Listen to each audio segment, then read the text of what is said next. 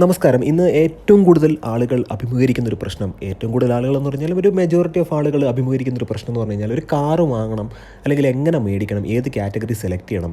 നമ്മൾ സ്വന്തമായിട്ട് ഒരു കാറ് മേടിക്കാൻ പോയി കഴിഞ്ഞാൽ നമുക്ക് എന്തെങ്കിലുമൊക്കെ ഒരു അമിളി പറ്റുമോ, അല്ലെങ്കിൽ നമ്മൾ പറ്റിക്കപ്പെടുമോ, ഏത് സെഗ്മെൻറ്റ് കാറ് മേടിക്കണം, ഏത് സമയത്ത് മേടിക്കണം, എങ്ങനെയൊക്കെ ഓഫറുകൾ മേടിക്കാൻ കഴിയും, അല്ലെങ്കിൽ കാറ് മേടിച്ചതിന് ശേഷമുള്ള സർവീസ് എങ്ങനെയൊക്കെ ആയിരിക്കും, ഇതെല്ലാം നമ്മളുടെ മനസ്സിലേക്ക് ഒരു കാറ് മേടിക്കുന്ന സമയത്ത് വരും.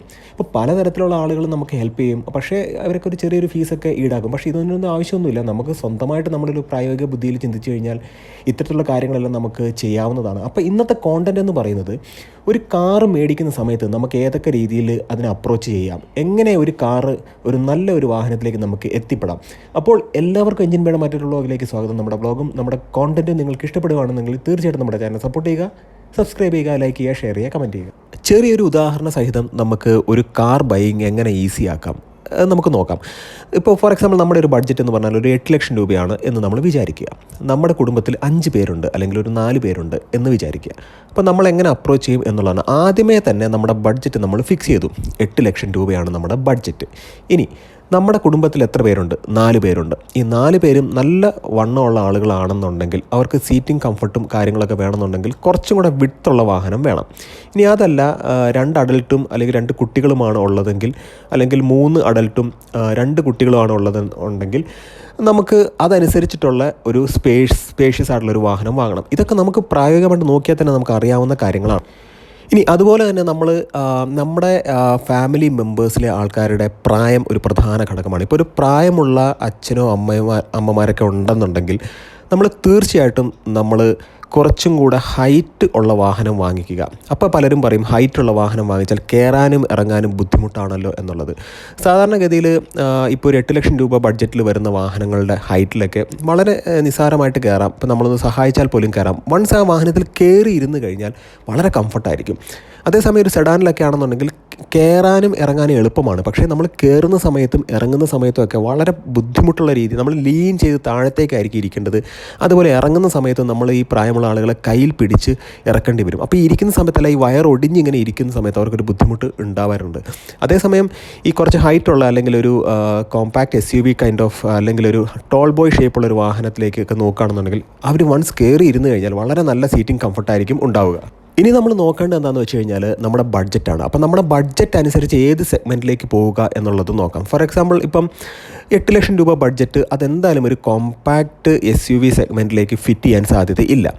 അതുകൊണ്ട് തന്നെ നമുക്ക് നോക്കേണ്ടതെന്ന് വെച്ച് കഴിഞ്ഞാൽ ഒരു പ്രീമിയം ഹാച്ച് ബാക്കിൻ്റെ ഒരു മിഡിൽ ഓപ്ഷനോ, അതല്ലെന്നുണ്ടെങ്കിൽ ഒരു നമ്മൾ ഈ സോ കോൾഡ് മൈക്രോ SUV എന്നൊക്കെ പറയുന്നത്, മൈക്രോ SUV ഒന്നും അല്ല, അത്തരത്തിലുള്ള ഇപ്പോൾ പഞ്ചൊക്കെ ഉൾപ്പെടുന്ന ഒരു കാറ്റഗറിയിലുള്ള ഒരു വാഹനത്തിലേക്ക് നമുക്ക് പോകാം. അത് ടോൾ ബോയ് കൈൻഡ് ഓഫ് ഒരു ഡിസൈനുള്ള വാഹനത്തിലേക്ക് നമുക്ക് പോകാം. ഇനി നമ്മൾ അത്തരത്തിൽ നോക്കുന്ന സമയത്ത് ഏത് കാറ്റഗറി വാഹനമാണെന്നുള്ളത് നമ്മൾ ഓൾറെഡി ഇപ്പോൾ സെലക്ട് ചെയ്ത് കഴിഞ്ഞു. ഓക്കെ, നമ്മളൊരു tall boy hatchback kind of ഡിസൈനുള്ളൊരു വാഹനമാണ് നമ്മൾ വാങ്ങിക്കാൻ പോകുന്നത്. നമ്മുടെ ബഡ്ജറ്റ് 8 ലക്ഷം രൂപയാണ്. നമ്മുടെ വീട്ടിൽ പ്രായമായ ആളുകളുണ്ട്, അല്ലെങ്കിൽ നമ്മുടെ വീട്ടിലെ ഉപയോഗം നമുക്ക് കൃത്യമായിട്ട് മനസ്സിലാക്കാൻ കഴിഞ്ഞു. ഇനി പ്രധാനമായിട്ടും നമ്മളൊരു സെഗ്മെൻറ്റ് നമ്മൾ ഫിക്സ് ചെയ്ത് കഴിഞ്ഞാൽ പിന്നെ നമ്മൾ അടുത്തത് നോക്കേണ്ടതെന്ന് വെച്ച് കഴിഞ്ഞാൽ ഏതൊക്കെ വാഹനം നമുക്ക് വാങ്ങിക്കാം, അപ്പോൾ ഏതൊക്കെ കമ്പനികൾ നമുക്ക് നോക്കാം. ഫോർ എക്സാമ്പിൾ ഇപ്പോൾ നമ്മളുടെ ഒരു കാഴ്ചപ്പാടെന്ന് പറഞ്ഞു കഴിഞ്ഞാൽ കുറച്ച് ഗ്രൗണ്ട് ക്ലിയറൻസ് ഉള്ള, അല്ലെങ്കിൽ ഒരു മൈക്രോ SUV എന്നൊക്കെ വിളിക്കുന്ന ഒരു toll boy kind of design വാഹനമാണ് വാങ്ങിക്കുന്നതെന്ന് നമ്മൾ തീരുമാനിച്ചു കഴിഞ്ഞാൽ പിന്നെ നമ്മൾ നോക്കേണ്ടത് ഏതൊക്കെ വാഹനങ്ങളാണ് വിപണിയിൽ അവൈലബിൾ ആയിട്ടുള്ളത്. ഫോർ എക്സാമ്പിൾ ഇപ്പോൾ ടാറ്റയുടെ പഞ്ച് അവൈലബിൾ ആണ്, മാരുതിയുടെ വാഗണാർ അവൈലബിൾ ആണ്, അതുപോലെ തന്നെ മാരുതിയുടെ ഇഗ്നിസ് എന്ന് പറയുന്നൊരു മോഡൽ അവൈലബിൾ ആണ്, എസ്പ്രസ്സോ എന്ന് പറയുന്നൊരു വാഹനം അവൈലബിൾ ആണ്. അപ്പോൾ ഇത്തരത്തിലുള്ള കുറേ കാറ്റഗറി നമ്മൾ സെലക്ട് ചെയ്യുക. എന്നിട്ട് അതിന് മുമ്പ് തന്നെ നമ്മളുടെ വീട്ടിലേക്ക് വരുന്ന വഴി, നമ്മളുടെ ടെറൈൻ എല്ലാം നോക്കി അതിനകത്ത് സ്യൂട്ടാകുന്ന ഒരു വാഹനം, നമ്മുടെ പാർക്കിങ്ങിന് സ്യൂട്ടാകുന്ന ഒരു വാഹനം, ഇതെല്ലാം നമ്മുടെ മനസ്സിൽ ഉണ്ടായിരിക്കണം. അതുമാത്രമല്ല, ഇതിനേക്കാൾ കൂടുതൽ പ്രയോറിറ്റി കൊടുക്കേണ്ട മറ്റൊരു കാര്യം എന്ന് പറഞ്ഞാൽ വാഹനത്തിൻ്റെ ക്വാളിറ്റിയും അതുപോലെ തന്നെ നമ്മൾ ഇൻവെസ്റ്റ് ചെയ്യുന്ന ആ പ്രോഡക്റ്റിൻ്റെ മൂല്യവുമാണ്. ഫോർ എക്സാമ്പിൾ ഇപ്പോൾ നമ്മളൊരു 8 ലക്ഷം രൂപ മുടക്കുവാണെന്ന് വിചാരിക്കുക. നമുക്ക് ഇപ്പോൾ അത്യാവശ്യം ഒരു സ്പേഷ്യസ് ആയിട്ടുള്ളൊരു വാഹനം വേണം എന്നുണ്ടെങ്കിൽ തീർച്ചയായിട്ടും വാഗണാറിലേക്ക് പോകാം. നമുക്കറിയാം വാഗണാർ നല്ല സ്പേഷ്യസ് ആണ്. അതുപോലെ തന്നെ വാഗണർ ഒരു ടോൾ ബോയ് കൈൻഡ് ഓഫ് ഡിസൈനുള്ളൊരു വാഹനമാണ്. എല്ലാ ആളുകൾക്കും കയറി ഇരിക്കുകയും ഇറങ്ങുകയൊക്കെ ചെയ്യാം. അതുപോലെ തന്നെ നമ്മൾ നോക്കുകയാണെങ്കിൽ ടാറ്റയുടെ പഞ്ച് വളരെ നല്ല വാഹനം തന്നെയാണ്. എന്നാൽ പോലും എൻജിൻ ഭാഗത്തേക്ക് നോക്കുകയാണെന്നുണ്ടെങ്കിൽ, റിഫൈൻമെൻറ്റ് നോക്കുകയാണെന്നുണ്ടെങ്കിൽ മാരുതിയുടെ വാഗണാറിൻ അല്ലെങ്കിൽ കെ സീരീസ് എൻജിൻ്റെ അത്രയും തന്നെ വരില്ല എന്നാണ് എൻ്റെ പേഴ്സണൽ ആയിട്ടുള്ള അഭിപ്രായം. അത് മാത്രമല്ല, ഇനിയിപ്പം കുറച്ചും കൂടെ ഉള്ള ഒരു സ്റ്റൈലിഷ് ആയിട്ടുള്ളൊരു വാഹനം നോക്കുകയാണെന്നുണ്ടെങ്കിൽ ഒരു ഇൻ്റർനാഷണൽ ലെവലിൽ നിൽക്കുന്നൊരു വാഹനമാണ് ഇഗ്നിസ്. നമുക്ക് തീർച്ചയായിട്ടും ഈ കാറ്റഗറിയിൽ പരിഗണിക്കാവുന്നതാണ്. എന്തുകൊണ്ടാണ് ഇഗ്നിസ് പരിഗണിക്കാവുന്നതാണ് എന്ന് പറയാൻ കാരണം എന്ന് വെച്ച് കഴിഞ്ഞാൽ, ഇഗ്നിസ് എന്ന് പറയുന്ന വാഹനം വളരെ നല്ലതാണ്. പക്ഷേ അതിൻ്റെ ബാക്ക് സീറ്റിലേക്ക് നമ്മൾ കയറി കഴിഞ്ഞ് കഴിഞ്ഞാൽ തൈ സപ്പോർട്ട് വളരെ കുറവാണ്. അപ്പോൾ അങ്ങനെ നോക്കുകയാണെന്നുണ്ടെങ്കിൽ പ്രായമായ അച്ഛനും അമ്മയും വീട്ടിലുണ്ട്, അല്ലെങ്കിൽ ഒരു 2 അഡൽട്ട് ഉണ്ട്, ടോട്ടൽ ഒരു 5 പേരുള്ളൊരു ഫാമിലിയിൽ ഇഗ്നിസ് സ്യൂട്ട് ആവില്ല. കാരണം കുട്ടികൾക്കൊക്കെ കംഫർട്ടബിളായിട്ട് പുറകിലിരിക്കാൻ കഴിയുള്ളൂ. അതുപോലെ തന്നെ ഇഗ്നിസിൻ്റെ ബാക്കിലെ സീറ്റിൻ്റെ ഒരു ആംഗിൾ നോക്കുകയാണെന്നുണ്ടെങ്കിൽ, ആ ചാരുന്ന ഒരു ആംഗിൾ നോക്കുകയാണെന്നുണ്ടെങ്കിൽ അത് കുറച്ച് അപ്രൈറ്റ് ആണ്. അപ്പോൾ അങ്ങനെയുള്ളൊരു കേസ് വരുമ്പോഴത്തേക്കും നമ്മൾ ഇഗ്നിസിലേക്ക് പോകേണ്ട കാര്യമില്ല.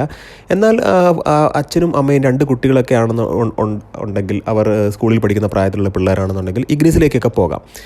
ഇനി അടുത്തൊരു കാര്യം എന്ന് വെച്ച് കഴിഞ്ഞാൽ സർവീസ് തീർച്ചയായിട്ടും നിങ്ങളൊരു വാഹനം വാങ്ങിക്കുമ്പോൾ നിങ്ങൾ പ്രധാനമായിട്ടും നോക്കേണ്ട ഒരു കാര്യം സർവീസാണ്. കാരണം സർവീസ് നന്നായില്ലെങ്കിൽ എത്ര നല്ല പ്രോഡക്റ്റ് ആണെന്നുണ്ടെങ്കിലും നമുക്കത് തലവേദനയായിട്ട് മാറും. അത് ഒരു പ്രധാനപ്പെട്ട കാര്യമാണത്. അപ്പോൾ സർവീസിൻ്റെ കാര്യത്തിൽ ഇപ്പോൾ ടൊയോട്ട, മാരുതി എന്നൊക്കെ പറയുന്ന കമ്പനികൾ വളരെ മികച്ച സർവീസാണ് പ്രദാനം ചെയ്യുന്നത്. കാരണം സർവീസ് എന്ന് പറയുന്നത് ഒരു വലിയൊരു കാര്യമാണ് നമ്മളുടെ ഈ ഒരു പ്രോഡക്റ്റ് മെയിൻറ്റെയിൻ ചെയ്യുക എന്നുള്ളത്. ഇനി നെക്സ്റ്റ് എന്ന് പറയുന്നത്, നമ്മൾ വാഹനം മേടിക്കാൻ പോകുന്ന സമയത്ത് നമ്മൾ ലോൺ എടുത്ത് വാഹനം മേടിക്കുകയാണെന്നുണ്ടെങ്കിൽ നമ്മൾ എത്ര EMI ആണ് ഇടുന്നത്, അല്ലെങ്കിൽ എത്ര വർഷത്തേക്കാണ് വാഹനം വാങ്ങിക്കുന്നത്, അല്ലെങ്കിൽ എത്ര മാസത്തെ EMI ആണ് നമ്മൾ ഇടുന്നത് എന്നുള്ളത് നമ്മൾ തീർച്ചയായിട്ടും നമ്മൾ അറിഞ്ഞിരിക്കണം. നിങ്ങളിപ്പോൾ ഒരു 7 വർഷത്തേക്ക് ഒരു EMI ഇട്ടു, നിങ്ങൾ 1 വർഷം കഴിയുമ്പോൾ ലോൺ ക്ലോസ് ചെയ്യുക എന്നൊരു മനോഭാവത്തിലൂടെ നിങ്ങൾ പോവുകയാണെന്നുണ്ടെങ്കിൽ നിങ്ങൾ 7 വർഷത്തേക്കുള്ള EMI ഇടാതിരിക്കുക. കാരണം നിങ്ങൾ 7 വർഷത്തെ EMI ഇട്ട് കഴിഞ്ഞാൽ ആദ്യത്തെ മാസങ്ങളെല്ലാം അടയ്ക്കുന്ന പ്രീമിയത്തിൽ നിന്നും ഏറ്റവും കൂടുതൽ പണം പോകുന്നത് ഇൻട്രസ്റ്റിലേക്കായിരിക്കും. അപ്പോൾ അങ്ങനെയുള്ള കാര്യങ്ങളൊക്കെ നിങ്ങൾ തീർച്ചയായിട്ടും ഒന്ന് കൺസിഡർ ചെയ്യേണ്ടത് തന്നെയാണ്. ഇനി അതുപോലെ വാഹനത്തിന് വേരിയൻറ്റ് നമുക്ക് നോക്കാം. ഫോർ എക്സാമ്പിൾ ഇപ്പം VXi, LXi, ഞാനിപ്പോൾ ഒരു വാഗണാറിൻ്റെ ബേസിലാണ് സംസാരിക്കുന്നത്. അങ്ങനെ നോക്കുകയാണെന്നുണ്ടെങ്കിൽ തീർച്ചയായിട്ടും ഒരു മിഡ് ഓപ്ഷൻ തന്നെ മേടിക്കുന്നതാണ് നമ്മളെപ്പോഴും നല്ലത്. അപ്പോൾ VXi മോഡലൊക്കെയാണ് നല്ലത്. ഇപ്പോൾ ZXiലേക്കൊക്കെ പോകുന്നുണ്ടെങ്കിൽ അത്രമേൽ പണം വരും. പക്ഷേ നമുക്ക് കമ്പാരിറ്റീവ്ലി നമ്മുടെ ഒരു ബഡ്ജറ്റിൽ നിൽക്കുന്നത് VXi ആണെങ്കിൽ VXiയിൽ തന്നെ സ്റ്റിക്ക് ഓൺ ചെയ്യും. ഇനി ആദ്യമായിട്ട് ഒരു വാഹനം വാങ്ങാൻ പോകുന്ന ഒരാളാണെന്നുണ്ടെങ്കിൽ നിങ്ങൾ ഒരുപാട് കാര്യങ്ങൾ ശ്രദ്ധിക്കണം. കാരണം നിങ്ങൾ തികച്ചും വാഹന വിപണിയുമായിട്ടൊരു, അല്ലെങ്കിൽ ഓട്ടോമൊബൈൽ ഇൻഡസ്ട്രിയുമായിട്ട് നിങ്ങൾക്കൊരു പരിചയമില്ലെന്നുണ്ടെങ്കിൽ നിങ്ങൾ തീർച്ചയായിട്ടും കുറേ കാര്യങ്ങൾ അവബോധം ഉണ്ടായിരിക്കണം. ഫോർ എക്സാമ്പിൾ ചില വാഹനത്തിൻ്റെയൊക്കെ നെക്സ്റ്റ് ജനറേഷൻ അല്ലെങ്കിൽ ഒരു ഫേസ് ലിഫ്റ്റ് ഒക്കെ വരാൻ പോകുന്ന സമയത്ത് ഭയങ്കര ഓഫറൊക്കെ ഇട്ടുന്നിരിക്കും. തീർച്ചയായിട്ടും നിങ്ങളുടെ അടുത്ത് എടുത്തു പറയണം മറ്റൊരു കാര്യം, നിങ്ങൾ വീട്ടിൽ നിന്നൊരു വാഹനം തീരുമാനിക്കുന്നു, നിങ്ങൾ ബഡ്ജറ്റ് ഫിക്സ് ചെയ്യുന്നു, ബാക്കിയുള്ള കാര്യങ്ങളെല്ലാം സെറ്റ് ചെയ്യുന്നു, എന്നിട്ട് നിങ്ങൾ പെട്ടെന്ന് തന്നെ ഷോറൂമിലേക്ക് ചെല്ലുകയോ അല്ലെങ്കിൽ നിങ്ങളുടെ ഏതെങ്കിലും ഒരു സുഹൃത്തിൻ്റെയോ അല്ലെങ്കിൽ ഒരു ബന്ധുവിൻ്റെയോ ഒക്കെ ഒരു അഭിപ്രായ പ്രകാരം നിങ്ങളുടെ തീരുമാനം ഒരിക്കലും മാറ്റാൻ നിൽക്കരുത്. അങ്ങനെ മാറ്റിയിട്ടുണ്ടെങ്കിൽ നിങ്ങളുടെ പ്ലാൻ മൊത്തമായിട്ട് പൊളിയും. ഫോർ എക്സാമ്പിൾ നിങ്ങൾ വാഗണാർ മേടിക്കാൻ വേണ്ടി പോവുകയാണ്, പെട്ടെന്ന് നിങ്ങൾ ഷോറൂമിലേക്ക് ചെല്ലുന്നു, വാഗണാറിനേക്കാളും നല്ലത് എസ്പ്രസോ ആണെന്ന് പറഞ്ഞു കഴിഞ്ഞാൽ നിങ്ങളുടെ തീരുമാനം അവിടെ തന്നെ പൊളിഞ്ഞു എന്നുള്ളതാണ് അർത്ഥം. നിങ്ങൾ തീരുമാനത്തിൽ ഉറച്ചു നിൽക്കുക എന്നുള്ളതാണ് ഏറ്റവും പ്രധാനം. അതുപോലെ PDI നിങ്ങൾ തീർച്ചയായിട്ടും ചെയ്യണം. കാരണം വലിയ കാര്യമായിട്ട് വാഹനത്തെ പറ്റി ഒരു അവബോധമില്ല എന്ന് തോന്നുന്ന കസ്റ്റമേഴ്സിനെയൊക്കെ ഇപ്പോൾ പല സെയിൽസ് എക്സിക്യൂട്ടീവ്സും ഞാൻ പറയുന്നത് കേട്ടിട്ടുണ്ട്, നിങ്ങൾ ബുക്ക് ചെയ്തോളൂ, വാഹനം ഞങ്ങൾ വീട്ടിൽ കൊണ്ടുത്തരും. നിങ്ങളതൊന്നുമല്ല, നിങ്ങൾ തീർച്ചയായിട്ടും നിങ്ങൾ PDI ചെയ്യണം. PDI എന്ന് പറയുന്നത് ഞങ്ങൾ കമ്പനിക്കാർ ചെയ്യുന്ന ഒരു പരിപാടിയാണെന്നൊക്കെ ചിലർ പറഞ്ഞിരിക്കും. അതൊന്നുമല്ല. PDI എന്ന് പറഞ്ഞാൽ നിങ്ങൾക്ക് പേഴ്സണലി പോയിട്ട് ഇൻസ്പെക്ട് ചെയ്യേണ്ട ഒരു കാര്യമാണ്. PDI എന്നോ എന്താണെന്ന് വെച്ചാൽ നിങ്ങൾ വിളിച്ചോളൂ, അതൊന്നും കുഴപ്പമൊന്നുമില്ല. പക്ഷേ പേഴ്സണലി പോയി നിങ്ങൾ വാഹനം ഇൻസ്പെക്ട് ചെയ്യണം. PDI എങ്ങനെ ചെയ്യണം എന്നുള്ളൊരു വീഡിയോ നമ്മൾ ഓൾറെഡി ഇട്ടിട്ടുണ്ട്, അത് നിങ്ങളൊന്ന് കാണുക. അത് മാത്രമല്ല, PDI ചെയ്തതിന് ശേഷം നിങ്ങൾ കൃത്യമായിട്ട് അതിൻ്റെ വിൻ നമ്പറും ചേസിസ് നമ്പറും ഒക്കെ നോട്ട് ചെയ്യുക. ആ കാര്യങ്ങളെല്ലാം ആ വീഡിയോയിൽ പറഞ്ഞ രീതിക്ക് നിങ്ങൾ നോക്കുക. ഫോർ എക്സാമ്പിൾ ഇപ്പോൾ PDI ചെയ്യേണ്ട എന്നൊക്കെ പറയുന്നു, ഓക്കെ നിങ്ങളുടെ വീട്ടിലേക്ക് വാഹനം ഞാൻ കൊണ്ടുത്തരാം, നിങ്ങൾ ബഡ്ജറ്റ് പറയുക, നിങ്ങൾ നേരെ തന്നെ ആ പണം എൻ്റെ അക്കൗണ്ടിലേക്ക് ട്രാൻസ്ഫർ ചെയ്യുക, വണ്ടി നിങ്ങളുടെ വീട്ടിലെത്തിച്ചേരുക. ആ ഒരു സമ്പ്രദായത്തിലേക്കേ നിങ്ങൾ പോകരുത്. തീർച്ചയായിട്ടും നിങ്ങൾ PDI ചെയ്യണം. ഇത് 100% നിങ്ങൾ ചെയ്യേണ്ട ഒരു കാര്യമാണ് പുതിയ വാഹനം മേടിക്കുന്ന സമയത്ത്. ഇനി അതല്ല, വാഹനം വാങ്ങിക്കുന്ന സമയത്ത് അല്ലെങ്കിൽ ഡെലിവറി എടുക്കുന്ന സമയത്ത് ഒരു 10,000 രൂപ ഷോർട്ട് ഉണ്ടെങ്കിൽ ആ സമയത്ത് ഞാൻ തരാം എന്നൊക്കെ പറഞ്ഞു കഴിഞ്ഞാലും ഷോറൂമാരോ സമ്മതിക്കത്തൊന്നുമില്ല. അപ്പോൾ തീർച്ചയായിട്ടും നിങ്ങൾ PDI ചെയ്യണം. നിങ്ങൾ ഡോക്യുമെൻറ്റ് കൃത്യമായിട്ട് വെരിഫൈ ചെയ്യണം. അത് മാത്രമല്ല നിങ്ങളൊരു സ്പെസിഫിക് മോഡൽ, അതായത് നിങ്ങൾ നേരെ ഷോറൂമിലേക്ക് ചെന്ന് കഴിയുമ്പോഴത്തേക്കും സെയിൽസ് എക്സിക്യൂട്ടീവ് എന്തായാലും ഏറ്റവും കൂടുതൽ മാർജിൻ ലഭിക്കുന്ന ഒരു വാഹനമായിരിക്കും നിങ്ങൾക്ക് പ്രിഫർ ചെയ്യുന്നത്. ഫോർ എക്സാമ്പിൾ VXi മേടിക്കാൻ വന്ന ഒരാളോട് ZXi മേടിക്കാൻ പറഞ്ഞിരിക്കും. പക്ഷേ നിങ്ങൾ VXiയിൽ തന്നെ ഉറച്ചു നിൽക്കുക. നിങ്ങളുടെ തീരുമാനം എപ്പോഴും ഉറച്ചതായിരിക്കണം. ഇനി ഏറ്റവും പ്രധാനപ്പെട്ട മറ്റൊരു കാര്യം, ഒരു വാഹനത്തിന് വെയിറ്റിംഗ് പീരീഡ് ഉണ്ടെന്നുണ്ടെങ്കിൽ നിങ്ങൾ ഒരിക്കലും ധൃതി കൂട്ടരുത്. എനിക്ക് ഉടനെ തന്നെ വാഹനം കിട്ടണം, അല്ലെങ്കിൽ എനിക്ക് 2 മാസത്തിനുള്ളിൽ തന്നെ വണ്ടി കിട്ടണം, അല്ലെങ്കിൽ എത്രയും പെട്ടെന്ന് അത്തരത്തിലൊരു ആറ്റിറ്റ്യൂഡ് എടുക്കാണ്ടിരിക്കുക. നിങ്ങൾ തീർച്ചയായിട്ടും വെയിറ്റ് ചെയ്യുക. വെയിറ്റ് ചെയ്ത് നിങ്ങളുടെ വണ്ടി അലോട്ട് ചെയ്ത് വരുന്നതായിരിക്കും. അതല്ലെന്നുണ്ടെങ്കിൽ സംഭവിക്കുന്നത് വെച്ചാൽ എന്തെങ്കിലും ഒരു കാരണവശാൽ ഏതെങ്കിലും ഒരു യാർഡിൽ കിടന്ന് ഓടുന്ന വണ്ടിയോ അല്ലെങ്കിൽ ഏതെങ്കിലും ഒരു ടെസ്റ്റ് ഡ്രൈവ് വണ്ടിയെന്നൊന്നും ഞാൻ പറയുന്നില്ല, എന്തെങ്കിലുമൊക്കെ ഒരു ചെറിയൊരു റിപ്പയറൊക്കെ ചെയ്ത വണ്ടികളൊക്കെ ചിലപ്പോൾ നിങ്ങൾ ധൃതി പിടിക്കുന്നതുകൊണ്ട് നിങ്ങളിലേക്ക് എത്താനുള്ള സാധ്യതയുണ്ട്. വളരെ വിരളമാണ്, എന്നാൽ പോലും അങ്ങനെ ഒരു സാധ്യത പോസിബിലിറ്റി തള്ളിക്കറിയാൻ പറ്റത്തില്ല. അപ്പോൾ അതുകൊണ്ടൊന്ന് സൂചിപ്പിച്ചത് മാത്രമേ ഉള്ളൂ. ഇനി ഏതെങ്കിലും ഒരു വണ്ടിക്ക് വലിയ ഓഫർ ഇടുക എന്നൊക്കെ വിചാരിക്കുക. അപ്പോൾ നിങ്ങൾ തീർച്ചയായിട്ടും മനസ്സിലാക്കേണ്ടത് ആ വണ്ടിയുടെ ഒരു ഫേസ് ലിഫ്റ്റ് വരാൻ പോകുന്നുണ്ടോ എന്നുള്ള കാര്യം നിങ്ങൾ തീർച്ചയായിട്ടും നോക്കണം. അത് മാത്രമല്ല ഈ യൂട്യൂബ് വീഡിയോസിൽ പറയുന്ന കാര്യങ്ങളെല്ലാം നിങ്ങൾ കണ്ണടച്ച് വിശ്വസിക്കരുത്. നിങ്ങൾ റിയലായിട്ട് അതിൻ്റെ ഒരു യൂസറിൻ്റെ റിവ്യൂ നോക്കുന്നതാണ് ഏറ്റവും നല്ലത്. അതുപോലെ തന്നെ ഒരു സെയിൽസ് എക്സിക്യൂട്ടീവ് എങ്ങനെയാണോ നിങ്ങളുടെ പേപ്പർ പ്രോസസ്സ് ചെയ്യുന്നത് അതിൻ്റെ കൂടെ തന്നെ നിങ്ങൾ നിൽക്കുകയും വേണം. നിങ്ങൾ ഓരോ സ്റ്റെപ്പിലും അത് വെരിഫൈ ചെയ്ത് കൃത്യമായിട്ട് ഉറപ്പുവരുത്തണം. ഇപ്പോൾ രജിസ്ട്രേഷന് മുമ്പെല്ലാം നിങ്ങൾ പേപ്പർ പോയിട്ട് ചെക്ക് ചെയ്യണം. അപ്പോൾ അങ്ങനെയുള്ള സമയത്തെല്ലാം നിങ്ങൾ പോകുന്നു, അതൊന്നും ഒരു പാഴ്ചലവായിട്ടോ അല്ലെങ്കിൽ സമയം കളയുന്ന ഒരു പരിപാടിയായിട്ടോ നിങ്ങൾ കരുതേണ്ട ആവശ്യമില്ല. നിങ്ങൾ പോയി അത് ചെക്ക് ചെയ്യുക. കാരണം കസ്റ്റമർ വിജിലൻ്റ് ആണെന്നുണ്ടെങ്കിൽ എപ്പോഴും ഒരു കോൺഷ്യസ് ആയിട്ട് കസ്റ്റമർ പുറകിലുണ്ടെന്നൊരു വിചാരം ഈ വാഹനം തരുന്നവർക്കുണ്ടാകും. ഞാൻ എല്ലാവരെയും അല്ല പറയുന്നത്, മിക്കവാറും എല്ലാ സെയിൽസ് എക്സിക്യൂട്ടീവ്സും വളരെ നല്ലതാണ്. എന്നാൽ പോലും നമ്മുടെ ഭാഗം വളരെ പെർഫെക്റ്റ് ആയിരിക്കണം. അത് ഹെൽത്തി ആയിട്ട് നമ്മൾ പല ഓഫറുകളും നമ്മൾ വാങ്ങിക്കണം. പക്ഷേ നമുക്ക് ആവശ്യമില്ലാത്ത ഒരു ഓഫർ നമ്മൾ വാങ്ങിക്കരുത്. പ്രധാനമായിട്ടും ഇൻഷുറൻസിൻ്റെ കാര്യമെല്ലാം നോക്കുന്ന സമയത്ത് ഇൻഷുറൻസ് നല്ല കവറേജുള്ള ഇൻഷുറൻസ് എടുക്കുക. അല്ലെങ്കിൽ നമ്മുടെ മിക്കവാറും വണ്ടിയുടെ എല്ലാ ഭാഗങ്ങൾക്കും പരിരക്ഷ ലഭിക്കുന്ന രീതിയിലുള്ള ഇൻഷുറൻസ് നമ്മൾ സെലക്ട് ചെയ്യുക. ഇനി ഒരു കൺസൾട്ടൻറ്റിൻ്റെ സഹായം തേടി പോകണമോ എന്ന് ചോദിച്ചാൽ, ഇപ്പോൾ വിദേശത്ത് ഒക്കെ ഉള്ള ആളുകളുണ്ട്, പ്രവാസികൾ. അങ്ങനെയുള്ള ആളുകൾക്ക് അവർ 2 മാസത്തേക്കൊക്കെ ആയിരിക്കും നാട്ടിൽ വരുന്നത്. അപ്പോൾ ആ ഒരു സമയത്ത് വാഹനം ലഭിക്കണമെന്നുണ്ടെങ്കിൽ നാട്ടിൽ ഇതിനൊക്കെ വേണ്ടി ഓടി നടക്കാൻ ആരും ഉണ്ടാവില്ല. അപ്പോൾ ഒരു കൺസൾട്ടൻറ്റിൻ്റെ സഹായം നിങ്ങൾക്ക് തീർച്ചയായിട്ടും തേടാവുന്നതാണ്. അല്ലെന്നുണ്ടെങ്കിൽ നമ്മൾ കൃത്യമായിട്ടൊരു ചെക്ക് ലിസ്റ്റ് എഴുതി തയ്യാറാക്കി നമുക്ക് പോയിട്ട് നമുക്ക് ഈ കാര്യങ്ങളെല്ലാം പറയാം. നമുക്ക് ആവശ്യമുള്ളൊരു മോഡൽ നമ്മൾ സെലക്ട് ചെയ്യുക. അതുപോലെ തന്നെ നമുക്ക് ഏത് ട്രാൻസ്മിഷനാണോ വേണ്ടത് അത് നമ്മൾ കൃത്യമായിട്ട്, ഇപ്പോൾ ലേഡീസൊക്കെ വീട്ടിലുണ്ടെന്നുണ്ടെങ്കിൽ അവർക്ക് ഉപയോഗിക്കണമെന്നുണ്ടെങ്കിൽ അത്തരത്തിലുള്ളൊരു AMT ട്രാൻസ്മിഷനുള്ള വാഹനം വാങ്ങിക്കുക. പിന്നെ എപ്പോഴും ഒരു വാഹനം മേടിക്കുമ്പോൾ ഓവർ ബഡ്ജറ്റിലേക്ക് നമ്മൾ പോകരുത്. ഒരു ഫിക്സഡ് ബഡ്ജറ്റ് ഇട്ട് ആ ബഡ്ജറ്റിൽ ഒതുങ്ങുന്ന രീതിയിൽ നമ്മൾ ഉള്ളൊരു വാഹനം വാങ്ങിക്കുക.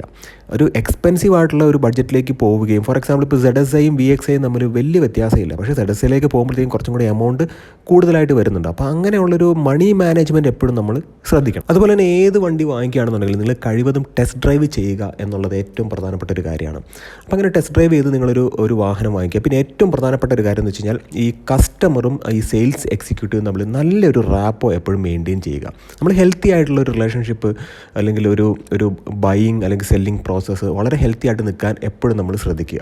പിന്നെ നമ്മുടെ ഈ വീഡിയോ കാണുന്ന ഒരുപാട് ആൾക്കാരുണ്ട്. അവർക്ക് ഇങ്ങനെയുള്ള കാര്യത്തെക്കുറിച്ച് എന്തെങ്കിലും ഒരു ഹെൽപ്പ് വേണമെന്നുണ്ടെങ്കിലോ അല്ലെങ്കിൽ എന്തെങ്കിലും ഒരു സജഷൻസ് വേണമെന്നുണ്ടെങ്കിൽ നമ്മുടെ ചാനൽ വഴി കോൺടാക്ട് ചെയ്യാം. നമ്മൾക്ക് കഴിയാവുന്ന ഇൻഫർമേഷൻസ് നമ്മൾ പറഞ്ഞു തരുന്നതായിരിക്കും, എങ്ങനെയാണ് ഒരു വാഹനം വാങ്ങിക്കുന്നത് എന്നുള്ള കാര്യങ്ങളെല്ലാം. അപ്പോൾ എൻ്റെ ഈ വീഡിയോസ് കാണുന്ന എല്ലാ സബ്സ്ക്രൈബേഴ്സിനോടും എനിക്കും ഒരു പ്രതിബദ്ധതയുണ്ട്. അപ്പോൾ അത് ഞാൻ തീർച്ചയായിട്ടും പാലിക്കും. അപ്പോൾ ഇന്നത്തെ ഈ ഒരു കോണ്ടൻറ്റ് നിങ്ങൾക്ക് ഇഷ്ടപ്പെട്ടു എന്ന് വിചാരിക്കുന്നു. കൂടുതൽ നല്ല കോണ്ടൻറ്റുകളുമായിട്ട് നമുക്ക് വീണ്ടും കാണാം. അതുവരേക്കും നന്ദി, നമസ്കാരം.